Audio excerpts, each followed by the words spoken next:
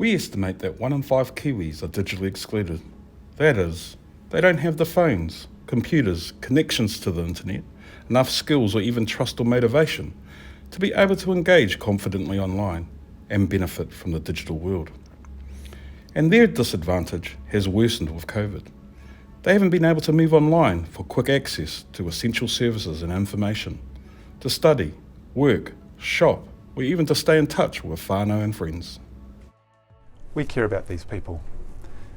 As Government Chief Digital Officer and working with DIA and the Digital Public Service Branch, we have a strong focus on digital inclusion. People have to be able to participate.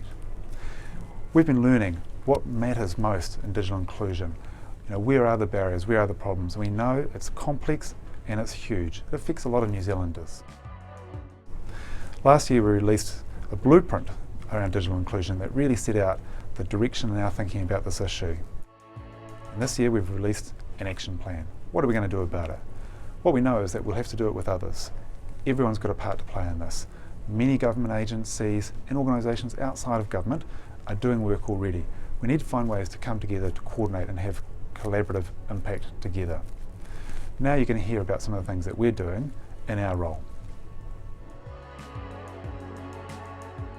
In the blueprint it talks about Te Patakorero, which is a call to action for tangata whenua to work alongside government. There's 2 levels to Te Patakorero. There's a mana-to-mana relationship. That's a relationship between the GCDO and iwi leaders. So the other part of Te Patakorero, I guess a good way to explain it is a mahi-to-mahi relationship. Government need to get this right and they need to work at a pace that is hearts and minds, not just a tick box exercise.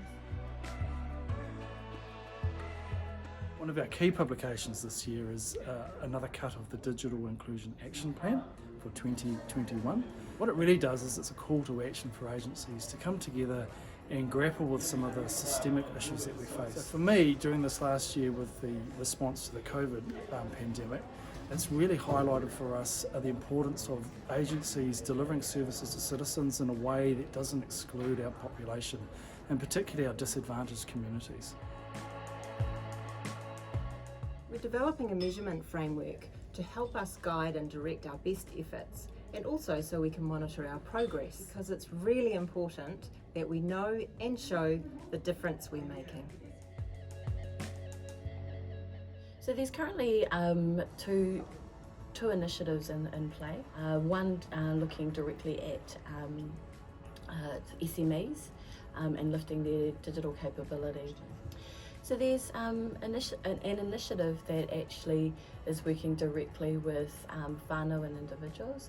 It's a $10 million fund that is being driven out of our partners, Manaia Kalani, and they are working with Te Wānanga o Aotearoa, the 2020 Trust, Spark Foundation, to deliver digital skills packages that can help uplift our whānau. Another significant part of the Digital Inclusion Work Program is actually getting out there to our communities and asking them what their experiences are with the digital world, and whether they're digitally included or their experiences of being digitally disadvantaged. It's very important that we actually get out there and talk to people and not just stay in here and act off our assumptions, because if we're just basing these on quantitative data, we're not getting those rich insights around how we can help and what we can do from a system view to improve digital inclusion. We're all about getting those stories and finding out what people really need. So we're talking to the 7 at-risk groups in Aotearoa who are most at risk of being digitally excluded and digitally disadvantaged. That is Māori, Pacific people, people with disabilities, seniors, people living in rural communities, people living in social housing, and people who are and underemployed. We will be releasing these findings and next steps in 7 reports that will be widely distributed. They'll be plain English and accessible, and we'll be releasing these over the next 9 months.